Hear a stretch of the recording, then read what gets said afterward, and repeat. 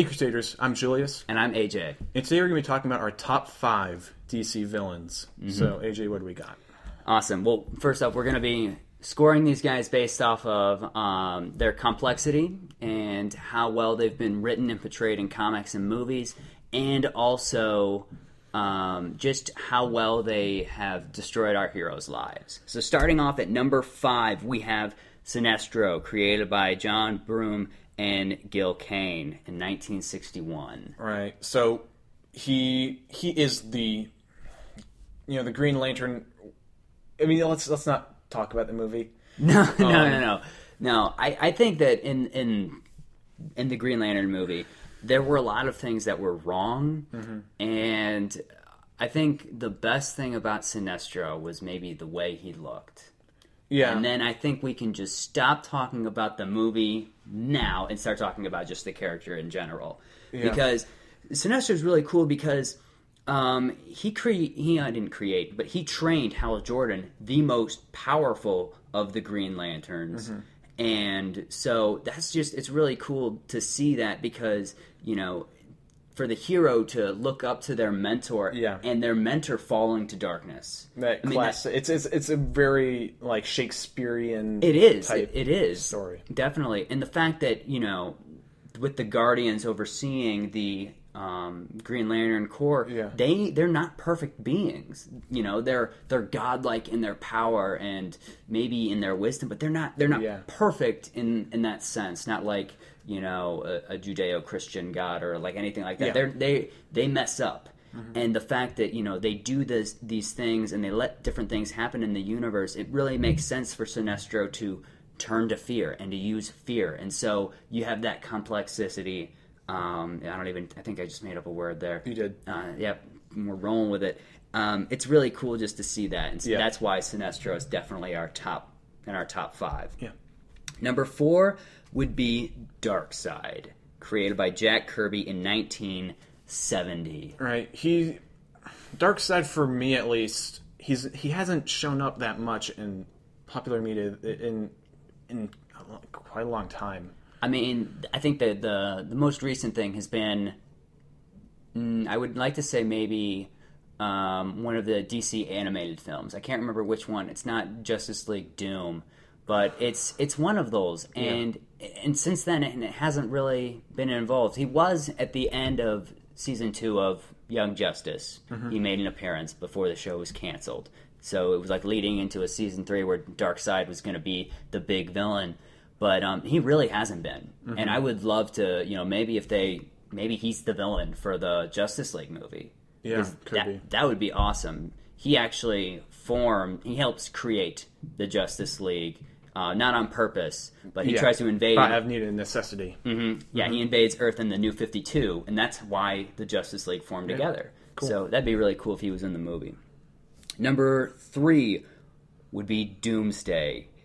Created by Dan Kitchens in 1991. So, Doomsday, we all know from the iconic series, killed Superman. Yes, he killed Superman. Killed, in quotation marks. Oh, no, he was dead. Dead for like a year. Yeah. He came, and in that time, we had the definitely hardcore 90s, the Superboy and the Cyborg Superman and all these things that were like, that's pretty 90s. Pure 90s. And we have a resurgence of them that much after. They definitely changed it up Superboy a little bit. But, you got all these like really cool things just in himself. Yeah, the pure fact that he can kill Superman basically says it all. And he's got, I could be mistaken, I think he has Kryptonian DNA. Speaking of that, I was recently watching my Man of Steel Blu-ray pack. And they have this kind of cool, they have this cool documentary on it. It's like 25 minutes. Yeah. And it's like a LexCorp presentation that they're giving to people, and it's like a documentary about the events that happened in Man of Steel. And they're talking about like Krypton, and in a little sidebar, you see on a computer screen, it says like, beware for the one named Doomsday. Oh, no way. And it's like in the Phantom Zone.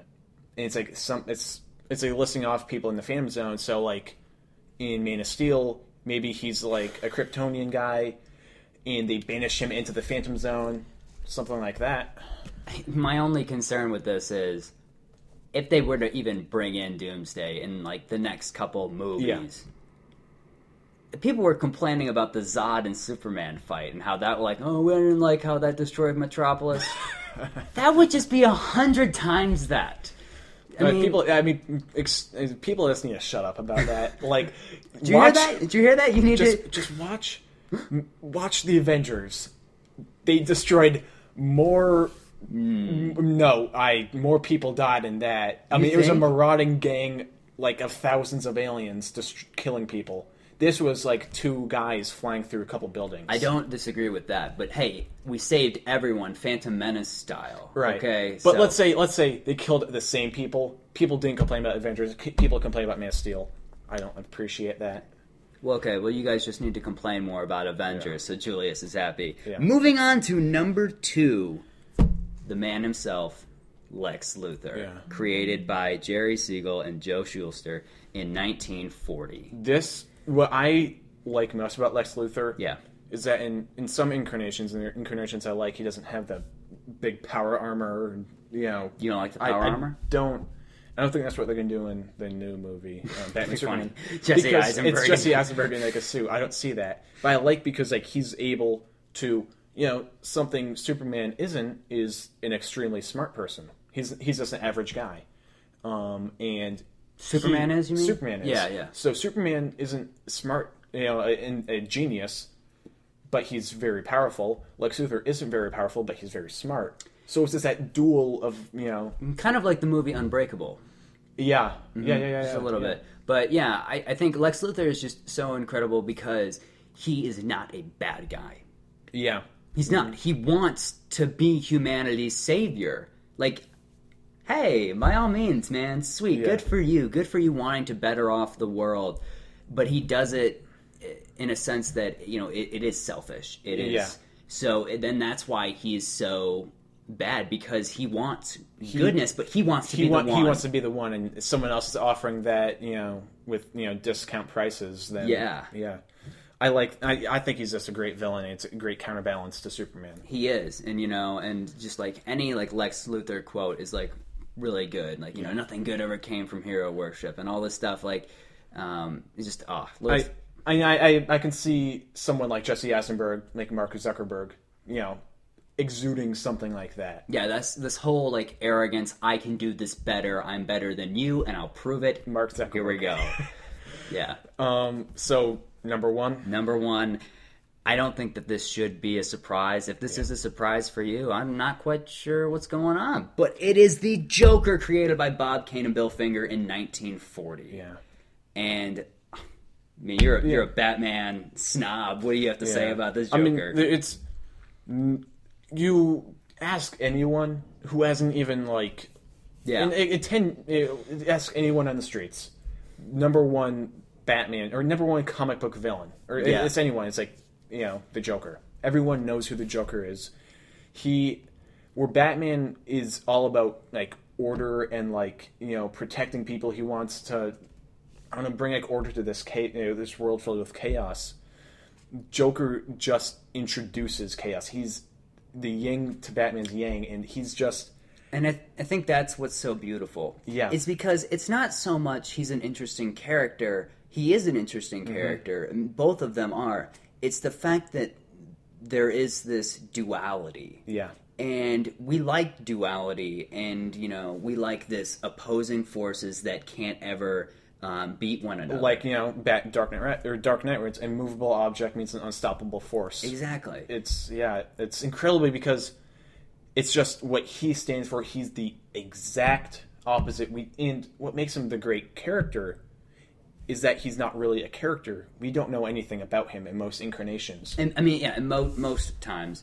And I think, just like in Alan Moore's The Killing Joke, he says, because that kind of does some flashbacks to Joker's origins, but he says that he doesn't really remember.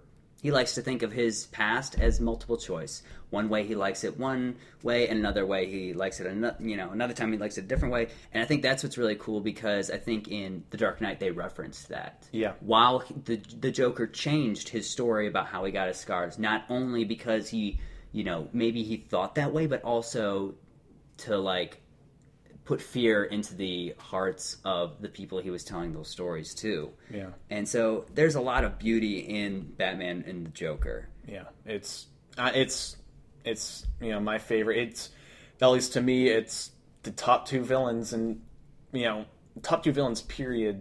I mean, it's Joker and Darth Vader. Yeah. That's okay. For me, it's just those two. I don't know if I could make I'd have to think about it. I wouldn't say Joker is my favorite, but I definitely understand that they're the beauty in the Clown Prince of Crime. Yeah. So yeah, that's all we have for you today. Sound off in the comments of whatever you guys think are the top DC villains. We'll be doing a DC superhero and Marvel superhero ones probably soon. So make sure you guys like, comment, subscribe, all that good stuff. Follow us on Twitter at the Ace Crusaders, and check out our blog at acecrusaders.blogspot.com. Thanks for watching, guys. Yeah, stay ace.